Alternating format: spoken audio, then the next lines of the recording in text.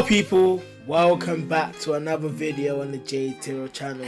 Now, if you follow me on Twitter, you would have seen that last weekend I tweeted out we are going to do a full champs weekend of a team full of heroes and icons only. Starting 11 full of heroes and icons. I managed to achieve that this weekend, and not only did we achieve that, we achieved our best weekend in champs history.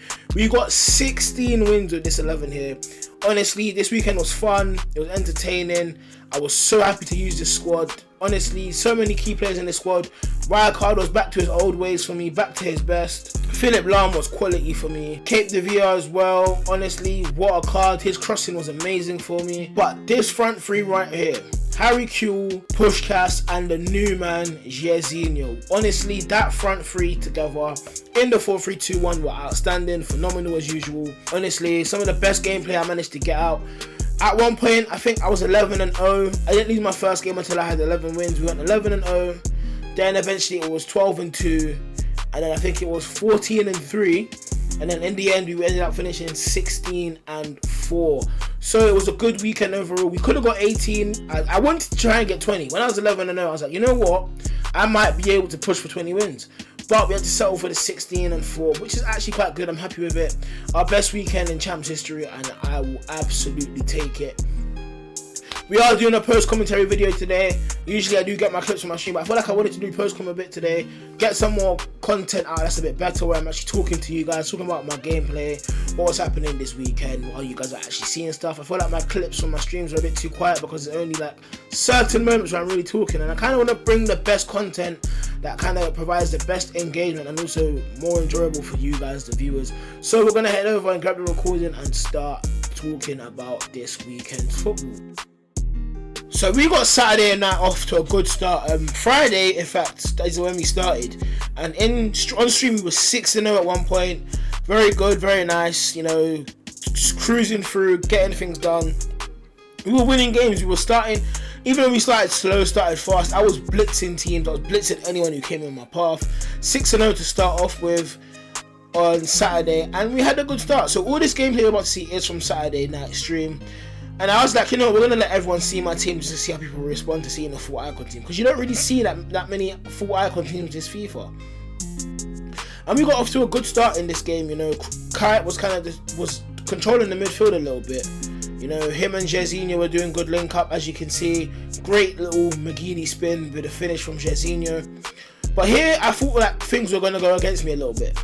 You know, as you can see, left back's out of position. He does the little cutback and he scores a Puskás. And I was like, you know what? We're going to see a lot of that this weekend. So most of my defensive game plan this weekend wasn't even to do much defending in the middle of the park. It was more so kind of covering the wide flanks. Making sure Kite was covering my fullback. Making sure making sure Harry Kewell was covering the fullbacks as well. Look at that turn from Puskás as well. If you've seen the TikTok on my TikTok page, you know I've seen what I've done with Puskás, man. He's so good. But I was just kind of making sure my two wide midfielders were kind of covering the flanks when defending, so that I would have a bit more protection for my fullbacks and able to do a bit more. Here we get a bit lucky with the deflection of the outside foot shot with Jairzinho. But yeah, I just needed to cover my wide areas, especially. Even on Sunday, yesterday, I came up against a German streamer who had like 400 people in their stream. Like, half of them came over to my stream and were like, yo, Jay, we need to beat her, da-da-da-da-da. And even when I look at how she played, it was meaty, it was the same cutback, just random step over stuff. And I was like, bro, is this the meta of FIFA 23? Just randomly doing step overs, getting it out while the cut in the back. I was reading her whole gameplay. I ended up smoking her 7-4. She was getting a bit lucky against me. My keeper, Cassius, was selling against me. She was 4-3 up at one point, scored in the 90th with Puskás, and then extra time I just went constant pressure and I completely blitzed there. Here, Puskás again. Honestly, you're gonna see so many goals from Puskás in this clip, in these videos, and he was so good. I think this game here I thought might be the first game that I lose. Here, went 1-0 up, straight away 1-1. And then from my own kickoff, you guys are going to see I literally give the ball away as I'm trying to attack. He wins it there nicely and he just goes up the other end and gets a goal. Here, look, Marge is through, gets the shot off, goal, 2-1. And I was like, okay, we might be in trouble here because this is the only time where it seems to be like somebody's actually, you know, got me in a position where they could win this game. Here, Jairzinho, again, McGeady spin, finish. That was like his bag for me, the McGeady spin. He was so good, honestly. I couldn't have asked for to use a better right winger. But back to what I was saying about the German streamer. She came with some crap tactics on this whole byline, cutback, byline, cutback, byline, cutback. And then we ended up just smoking a 3-1. And I was like, you got 400 people in your stream. She was on her Road to Glory account, had Mbappe and all these other players.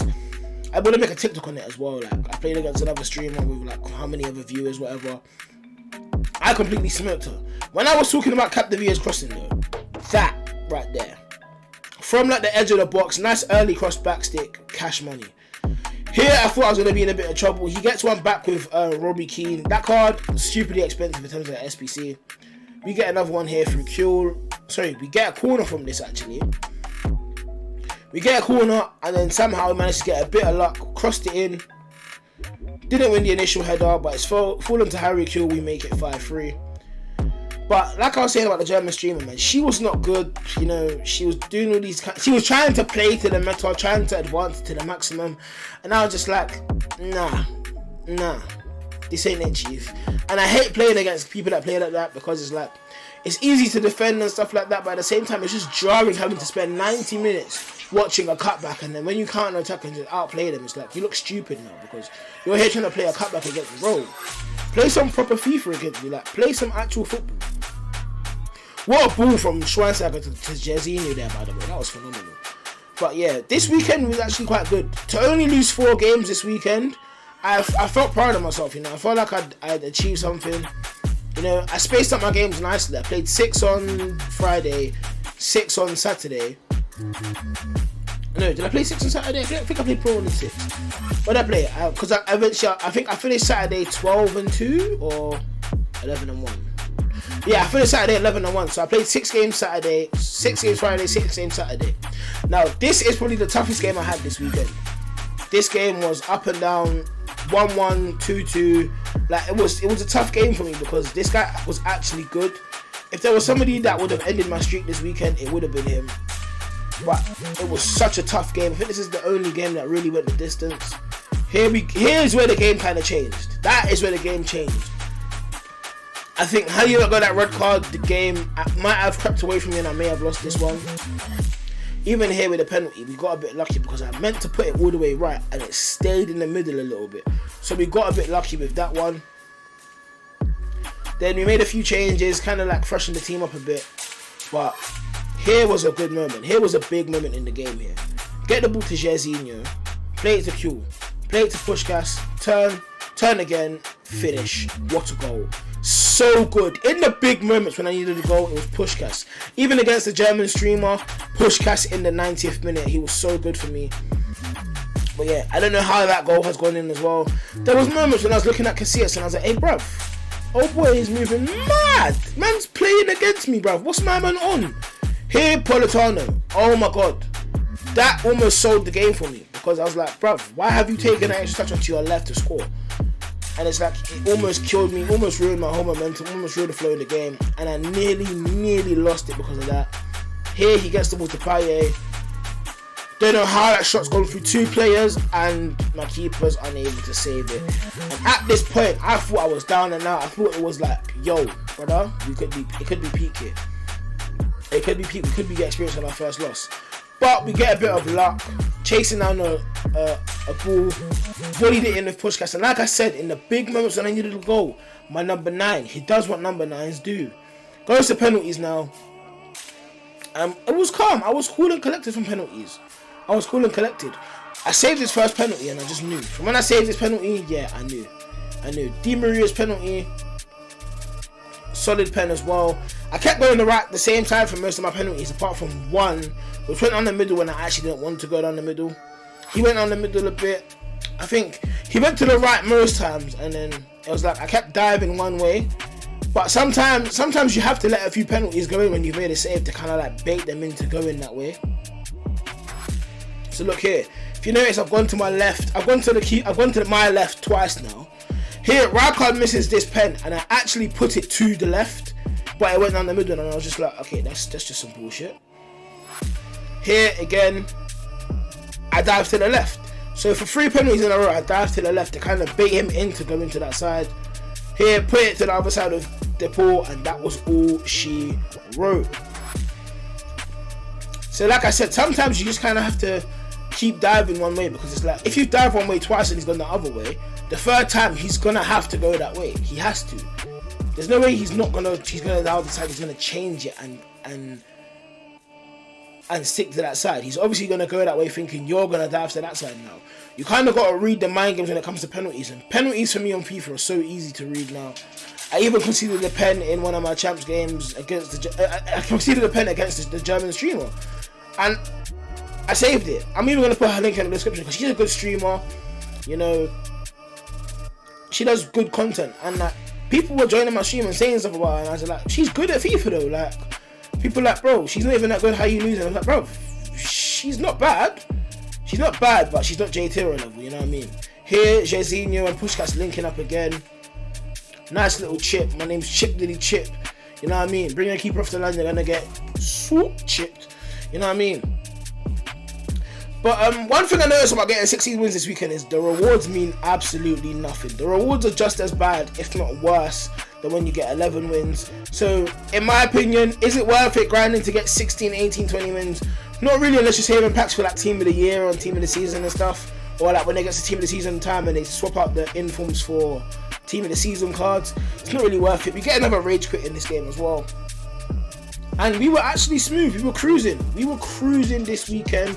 It was nice to see, and we were putting teams to the slaughter, mate. It was fantastic. But like I said, teams were getting slaughtered this weekend. They didn't have to handle me attacking wise. Defensively, I was sound, I was solid. Conceded a few stupid goals, but it was one thing to work with. And I think I might keep this as my main team for the rest of FIFA. I don't know. There's something about it. I just like it. It was nice to use, you know what I mean?